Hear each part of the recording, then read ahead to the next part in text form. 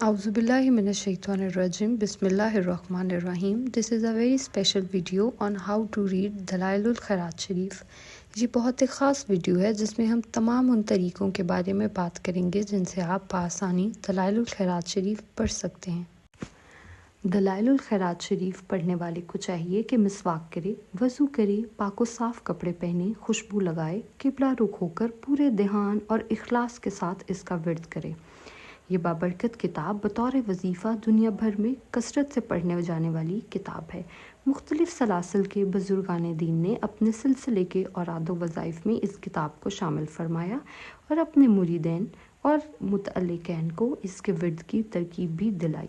पहला तरीका, बाज़ सलासिल के मशाइख ने इसको पढ़ने की ख़ास तरतीब इरशाद फरमाई है और इब्तदा और आखिर में मखसूस दुआया कलामात सूरत इखलास, सूरत फलक, सूरत नास, सूरत फातिहा और अस्माउल हुसना वगैरह का इजाफ़ा फरमाया है.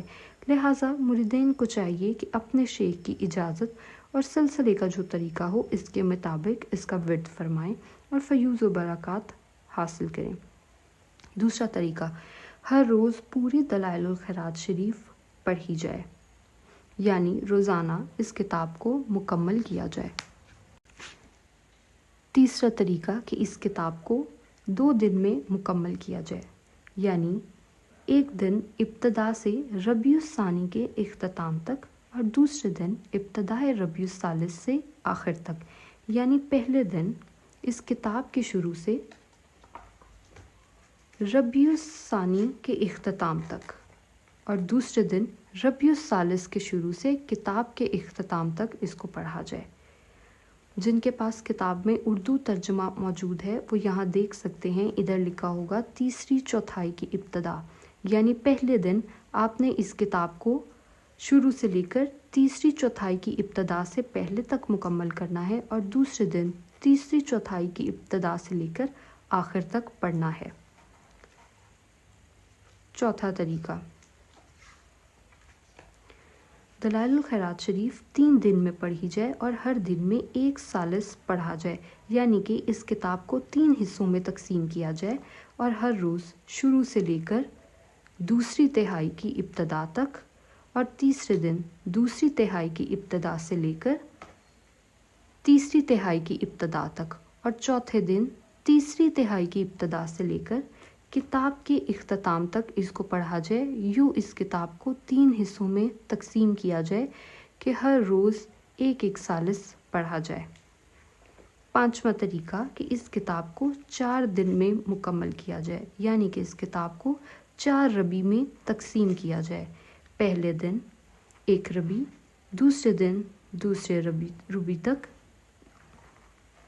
यूँ इस किताब में जिनके पास उर्दू तर्जुमा मौजूद है वो देख सकते हैं रबी यानी चौथाई. इस किताब को 4 चौथाइयों में 4 हिस्सों में तकसीम किया गया है और हर रोज़ एक रबी को पढ़ने का मामूल बनाया जाए. जिस तरह चौथी चौथाई यहाँ लिखी है इस तरह इस किताब में 3 और चौथाइयों का जिक्र मौजूद है. इस किताब को 4 हिस्सों में तकसीम किया गया है और रोज़ एक हिस्से को पढ़ने का मामूल बनाया जाए. छठा तरीका इस किताब को पढ़ने का ये है कि हफ्ते भर में पढ़ी जाए और पीर शरीफ से इब्तदा करके रोज़ाना एक एक हिज़्ब मुकम्मल करें और आइंदा पीर शरीफ को 8वां हिज़्ब पढ़ के मुकम्मल करें और उसी दिन उसी पीर को यानी पहले हिज़्ब से फिर इब्तदा की जाए. यूँ इस किताब में हर दिन का एक हिज़्ब मौजूद है. पहली मंजिल यानी पीर शरीफ के दिन पढ़े जाने वाली मंजिल. और इस किताब में पीर शरीफ की 2 मंजिलें मौजूद हैं, यानी एक किताब के शुरू में और एक किताब के आखिर में.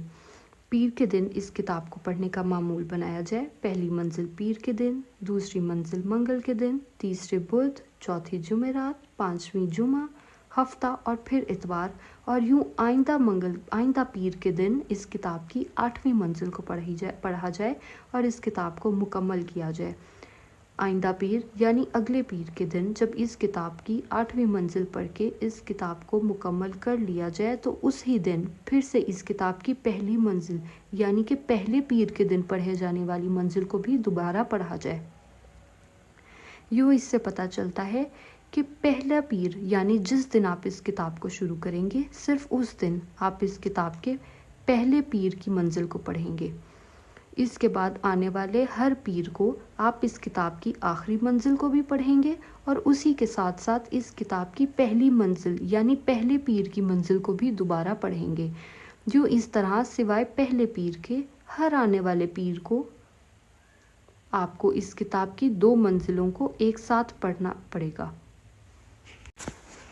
یوں اس کتاب کی شروعات میں درود شریف کے فضائل اور اسماء الحسنہ کو بھی شامل کیا گیا ہے جن کو روزانہ پڑھنا بہتر ہے۔ اگر وقت کی کمی یا جلدی کی وجہ سے روزانہ نہ پڑھا جائے تو کبھی کبھار ضرور پڑھ لینا چاہیے، نہیں تو جس دن اس کتاب کی یعنی پہلے پیر کے دن اس کتاب کی آپ شروعات کریں، پہلی منزل پڑھیں، اس دن سے درود شریف کے فضائل اور اسماء الحسنہ کو ساتھ پڑھ لیا جائے۔ اس کے علاوہ اس میں کچھ اسماء محمد صلی اللہ علیہ وآلہ وسلم بھی شامل ہیں جن کو پڑھ لینا چاہیے ہر منزل پڑھنے سے پہلے مزید فیوز اور برکات حاصل کرنے کے لیے۔ لیکن وقت کی کمی اور جلدی کی وجہ سے اگر اسماء محمد صلی اللہ علیہ وآلہ وسلم اس کتاب کے ساتھ نہ پڑھے جا سکیں تو بہتر ہے کہ جمعے کے دن یا ہفتے میں کسی بھی ایک دن ان اسماء کو پڑھنے کا معمول بنایا جائے۔